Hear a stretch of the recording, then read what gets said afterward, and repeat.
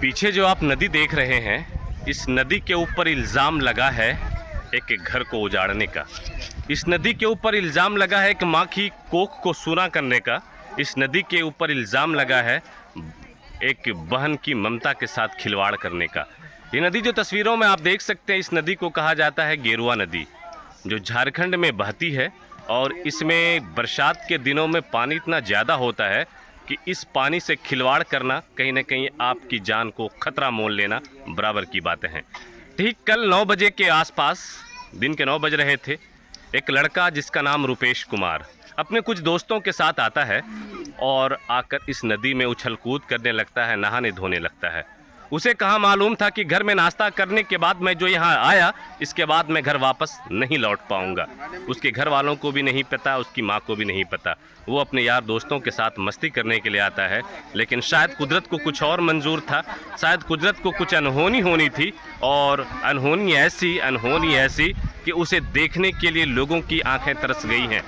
24 घंटे गुजर चुके हैं। पिछले 24 घंटे के बाद भी रुपेश कुमार जिस पानी में कूदे थे, वो पानी से अभी तक बाहर नहीं निकल पाए हैं। आशंका ये जताई जा रही है कि शायद रुपेश कुमार अब इस दुनिया में नहीं है, बह गए, डूब गए या क्या कुछ हो गए, ये तो ऊपर वाला जानता है। लेकिन लोग जो लगातार कोशिश कर रहे थे, लगातार मेहनत कर रहे थे, स्थानीय ग्रामीण यहाँ से लेकर काफ़ी दूरी तक लंबी खाक छानी उन्होंने।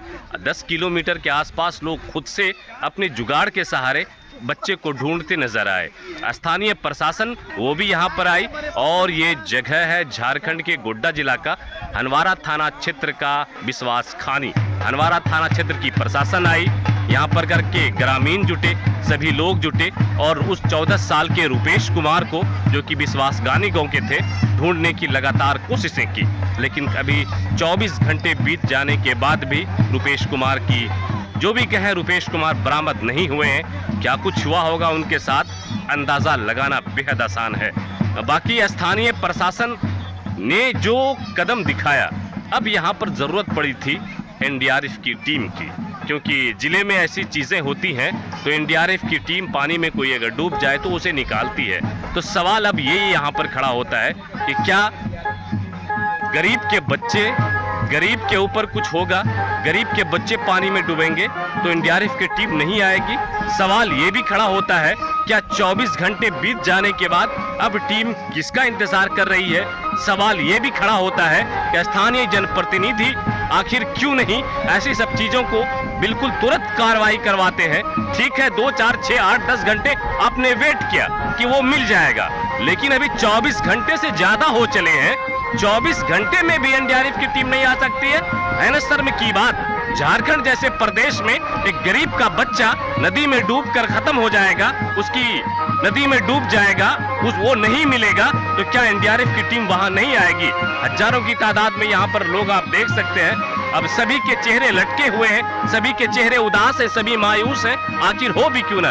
कल तक तो वो बालक घर में खेल रहा था, गलती बच्चे की है। ठीक है, बच्चा खेलने आया, बच्चे नासमझ होते हैं, अब वो डूब गए हैं, तो इसके आगे की जो कार्रवाई होती है वो प्रशासनिक स्तर पर होनी चाहिए।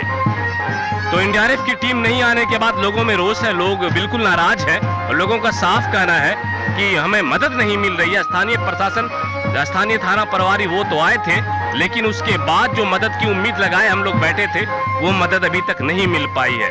घर में उनकी माँ है, क्योंकि उनके पिता श्री दिलो तांती, जो कि आज से 9 वर्ष पहले ही स्वर्ग सिधार चुके हैं। अब वो घर में 2 भाई थे, 4 बहन है। माँ बेचारी बूढ़ी माँ परेशान है कि हमारा चिराग चला गया, हमारे घर का सहारा चला गया, हमारा बेटा चला गया। एक औलाद के जाने का गम आप समझ सकते हैं। अब देख लीजिए ना कि स्थानीय लोग भी है, उम्मीद लगाए ये लोग आए हुए हैं कि कहीं कुछ ऐसा देखने को मिल जाए, कहीं कुछ ऐसा हो जाए कि एक बार फिर से रुपेश कुमार वापस आ जाए। लेकिन ऐसी उम्मीद कहीं से दिखती हुई नहीं रही है, कहीं से पता नहीं चल रहा है, कहीं से कुछ उम्मीदें नहीं आ रही, कहीं से कुछ मैसेज नहीं आ रहा है और लगातार पिछले 24 घंटे से लोग परेशान हैं। बाकी तस्वीरें मैं आपको दिखा रहा हूँ।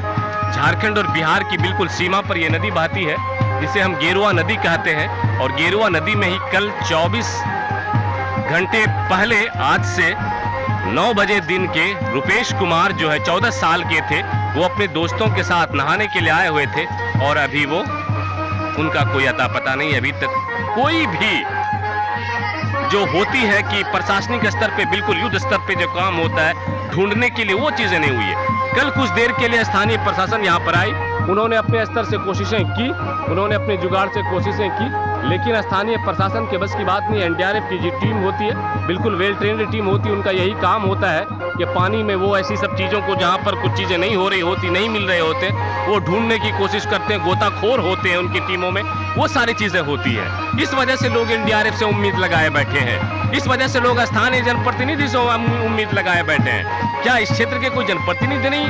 क्या एनडीआरएफ की टीम बस की बात नहीं है? एनडीआरएफ की टीम नहीं बुलाई जा सकती?